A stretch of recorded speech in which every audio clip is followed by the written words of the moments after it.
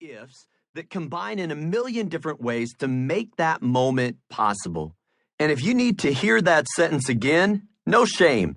It's complicated as the sovereignty of God, yet as simple as if. Gustav Eiffel did not build his tower so Laura and I could kiss on top of it. Nevertheless, his if made it possible. And it's your ifs that open doors of opportunity for others, most of whom you won't meet on this side of eternity. But make no mistake about it, every little if makes an exponential difference across time and eternity. History is like an intricately interwoven tapestry with infinite patterns that only the omniscient one can see and foresee. But if threads the needle. Your ifs don't just change the trajectory of your life, they change the course of history. Our kiss atop the Eiffel Tower is part of a chain reaction that started when I wondered if Laura would go out with me. Then I acted on that if. Well, actually, I dialed and hung up a few times first. You could get away with that before caller ID.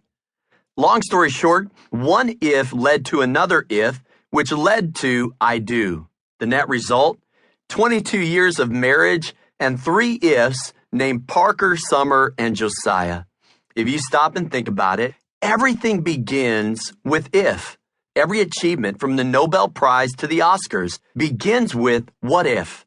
Every dream from landing a man on the moon to moon pies created to commemorate it begins with what if. Every breakthrough from the internet to iTunes begins with what if.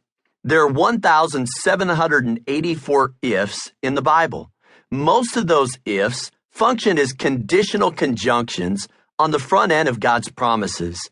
If we meet the condition, God delivers on his promise. So all that stands between your current circumstances and your wildest dreams is one little if. One little if can change everything. One little if can change anything. On August 15, 1987, Howard Schultz was faced with the toughest decision of his life, whether or not to buy a small chain of coffee houses with the strange name Starbucks. Knowing what we know now, it seems like a no-brainer. But to Schultz, the $3.8 million price tag felt like a case of the salmon swallowing the whale. In his memoir, Pour Your Heart Into It, the architect behind the Starbucks brand reflects on his what-if moment. This is my moment, I thought. If I don't seize the opportunity, if I don't step out of my comfort zone and risk it all, if I let too much time tick on, my moment will pass. I knew that if I didn't take advantage of this opportunity, I would replay it in my mind for my whole life wondering, what if? Howard Schultz made a defining decision to give up the safety net of his $75,000 salary to pursue his passion for all things coffee. Starbucks stock went public 5 years later on June 26, 1992. It was the second most actively traded stock on the NASDAQ that day, and by the closing bell, its market capitalization stood at $273 million. Not bad for a $3.8 million investment. Starbucks now has 16,580 stores in 40 countries, with revenues topping $4.7 billion, and their 137,000 employees totals twice the population of Greenland.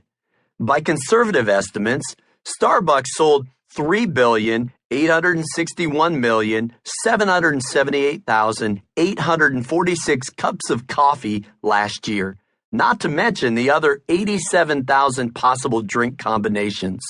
And every sip of every drink started with what if. For the record, my favorite drink at Starbucks is a caramel macchiato. Just because we own and operate an independent coffee house in Capitol Hill doesn't mean I'm anti-establishment. Listen, if I'm nowhere near Ebenezer's Coffee House, I'll take caffeine wherever I can get it, which, thanks to Starbucks, seems like every other street corner in America. If you reverse engineer Starbucks all the way back to its humble origins, it started with Howard Schultz's what if. That's true of Ebenezer's too. What if we built a coffee house where our church